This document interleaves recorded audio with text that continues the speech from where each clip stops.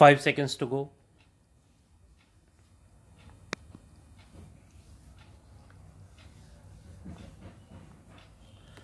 Start.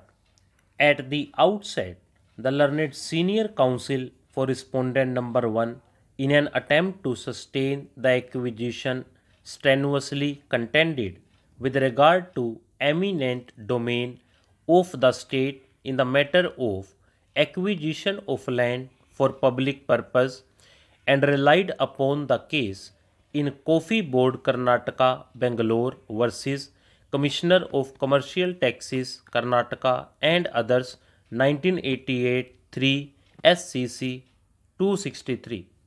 To be fair to him, though we have noted, we are however clear on that aspect that the state has the power.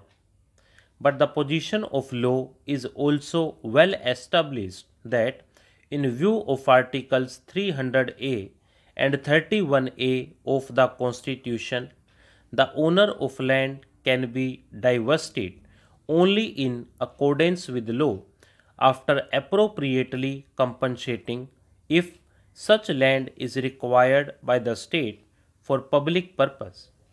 Since such power of eminent domain is not in dispute, we need not advert to the decision referred in detail. In the normal circumstances, the process for acquisition would commence with the notification under Section 4, after which the procedure under Section 5A is complied. The declaration under 6 is thereafter made when the requirement of the land for public purpose is confirmed.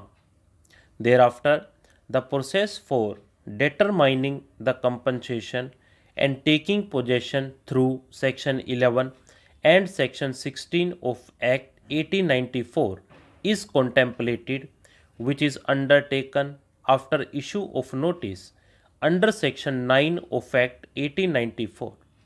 Insofar as the said process, in order to protect the interest of the land loser to be compensated within a time frame, failing which, to give him benefit of his own land, Section 11A was inserted by Act 68 of 1984 with effect from 24th September 1984.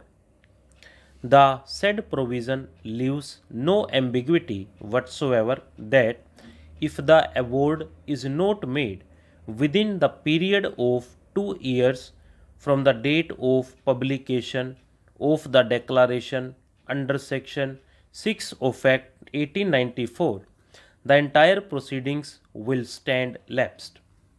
The only option for the acquiring authority, if the land is still required for the public purpose, is to notify afresh from the stage of issuing notification under Section 4 of Act 1894. The computation of 2 years would, however, exclude the period if the process was stayed by an order of the court. This aspect has been clarified by this court in Yusuf Bhai versus State of Gujarat and another 1991 for SCC 531, placed for our consideration by the learned senior counsel for the appellant. So far as good. The question, however, is as to whether the rigor of Section 11A of Act 1894 will apply when the appropriate government exercises its special power in cases of urgency which does not contemplate the same procedure as in the normal acquisition process noted above. In this regard, also this court in Yusuf Bhai Supra has held Section 11A is applicable to acquisition under Section 17, though without detailed discussion. From the provision of Section 17 reproduced supra, it is seen that the acquiring authority will be entitled to take possession without taking recourse to the procedure which is otherwise provided under Section 16 of Act 1894, wherein it contemplates the passing of an award before taking possession. Stop.